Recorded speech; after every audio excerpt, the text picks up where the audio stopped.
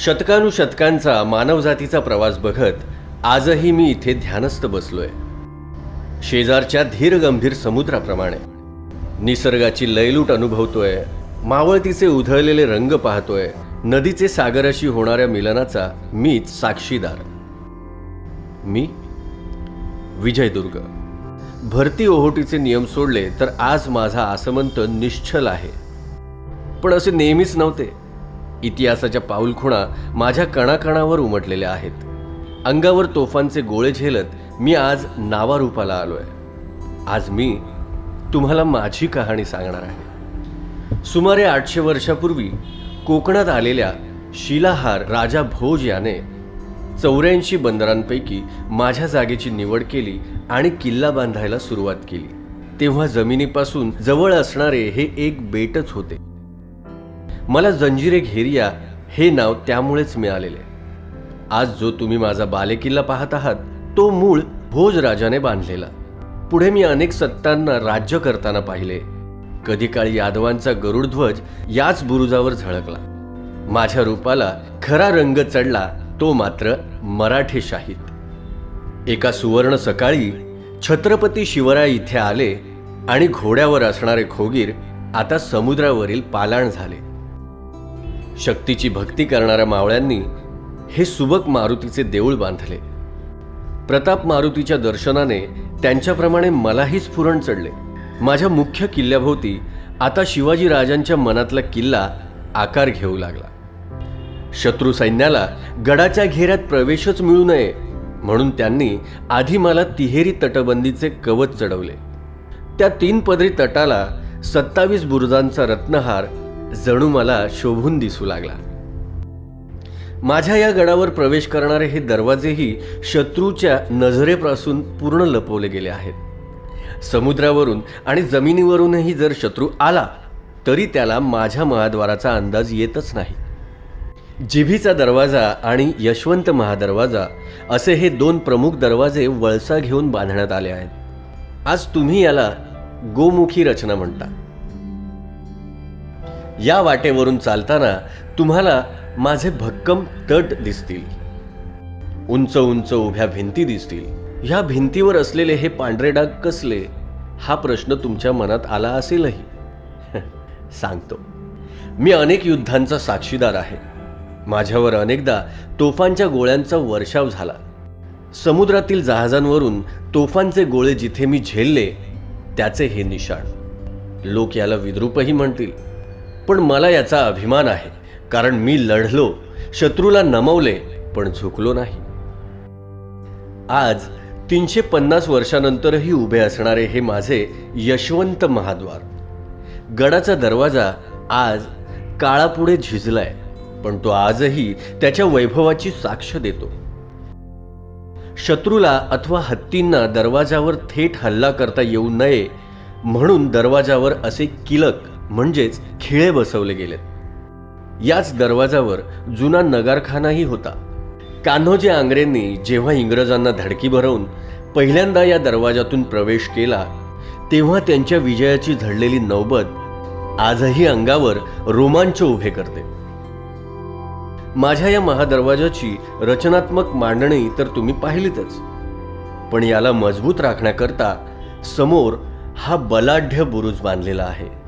याचे नावही तितकेच रोमहर्षक, खूब लढा किंवा 12 तोफा.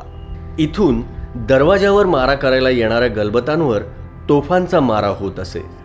चहूबाजूंना अग्निवर्षाव करणाऱ्या 12 तोफा या बुरुजावर कामगिरीला होत्या.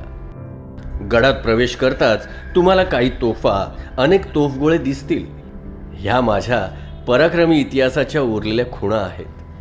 माझे सगळे बळ माझ्या तोफात आणि या गोळ्यांमध्ये आहे. हे कुल्पी गोळे आजही जिवंत आहेत. यात आजही दारू ठासून बार उडवला जाऊ शकतो. इथेच पुढे तुम्हाला तटात आणखी एक आश्चर्य दिसेल. हे आहेत शिवकाळात खास बांधले गेलेले दुमजली आणि तिमजली बुरुज. तुम्ही आज याला माडीचे बुरुज म्हणता. याच बुरुजांच्या इमारतीमध्ये सैनिकांचे निवासस्थान होते.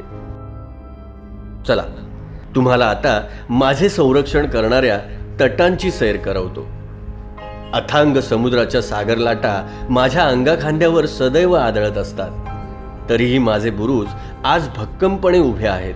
याचे रहस्य आहे ते बुरुजांच्या पायात. शिशाचा रस ओतून माझे बुरुज तुमच्या पूर्वजांनी भक्कम केले. हा जो दर्या बुरुज तुम्ही पाहत आहात ना, याची देखील एक साहसपूर्ण कथा आहे. एका महत्त्वाच्या युद्धात याने शौर्याची कामगिरी केली. इथून समोर उतरल्यावर तुम्हाला एक चुन्याचा घाणा दिसेल.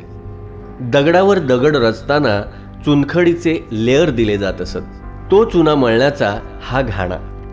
गडाचे हे प्रचंड बांधकाम जे आज दिसते त्याला याचाच हातभार. माझे हे गोड्या पाण्याचे टाके म्हणजे आणखी एक रहस्य आहे. आजही याला तेवढीच रुचकर आणि अवीट गोडी आहे. ह्या शेजारी जो प्रचंड हौद दिसतोय ना, त्या पाणीसाठ्याच्या जोरावर मी अनेक वेढे महिनोमहिने लढवले. वेढा सुरू असला की शत्रूच्या नकळतही सामान गडावर कसे येत असे, ह्याचे रहस्य पाहिलेत? हा आहे तो गुप्त भुयारी दरवाजा. इथून रसद दारुगोळा गडावर आणला जात असे. शत्रूच्या माऱ्याला सामोरे जाताना ह्या यक्षिणीच्या देवळापुढे अनेक नवस बोलले गेले होते. देवी नवसाला पावणारी म्हणून आजही गावकरी देवीच्या दर्शनाला येतात. इथे ही जी तुम्हाला तोफ दिसते ना, ही तोफ या गडावरच बनवली गेलेली. आज अनेक पराक्रम गाजवलेली ही जाखिणीची तोफ माझी सोबतीण आहे. गडाच्या माथ्यावर फिरताना या ज्या इमारती दिसतायत त्या सुद्धा एकेकाळी गडाचे वैभव होत्या. इथे घोड्यांची पागा होती. आणि इथे दुर्गप्रेमींनो, इथे प्रवेश करताना तर मान लावूनच प्रवेश करा, कारण हा आहे मराठ्यांच्या आरमाराचे सरखेल कान्होजी राजे आंग्रेंचा राजदरबार. हे बाहेर जे तुळशी वृंदावन दिसतंय ते स्मृती वृंदावन आहे. केवळ एका राजस्त्रीचेच नाही, तर त्या काळात आपल्या पतीच्या पाठीशी उभ्या असणाऱ्या सगळ्याच गृहलक्ष्मींचं. पश्चिमेच्या तटावरील हे सर्जा, व्यंकट, शिकरा आणि शिंदे बुरुज म्हणजे माझ्या रक्षणाची पहिली फळी. शिंदे बुरुजासमोरचे गुपित तर तुम्हाला नुकतेच कळाले नाही का? समुद्रात असणारे ते दगड आणि त्यांची आरास, यामुळेच तर चार्ल्स बून गव्हर्नरचं जहाज फुटलं होतं. अशी असंख्य कोडी आहेत जी तुम्ही आता सोडवायला हवीत. आज तुमच्यासारखे दुर्गप्रेमी येतात आणि आठवणींना उजाळा देतात. पूर्वजांचे पराक्रम आठवू पाहतात. तुमच्या पूर्वजात अपार सामर्थ्य होते, त्यातून तुम्ही प्रेरणा घ्या. त्यांच्या चुकातून तुम्ही सुधारा. निघालात मित्रांनो, जाता जाता जवळच असलेली मराठी आरमाराची गोदी जरूर पहा. भरतीच्या वेळी जहाजे गोदीत येऊन दुरुस्त होत असत आणि ओहोटीत काम पूर्ण झालं की पुन्हा भरतीच्या वेळी समुद्राकडे रवाना. फार कुणास माहीत नाही म्हणून मुद्दामच आठवण करून दिली.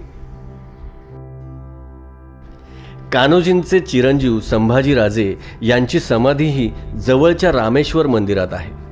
तिलाही भेट द्या, नमन करा. हा विजयदुर्ग तुमच्या स्वागतास नेहमीच तयार आहे. पण तुम्हीही मला विसरू नका. माझे महत्त्व लक्षात ठेवा. सागराची सुरक्षा लक्षात घ्या. पुन्हा भेटूच. तोवर या उसळत्या सागर लाटाच माझ्या सोबती.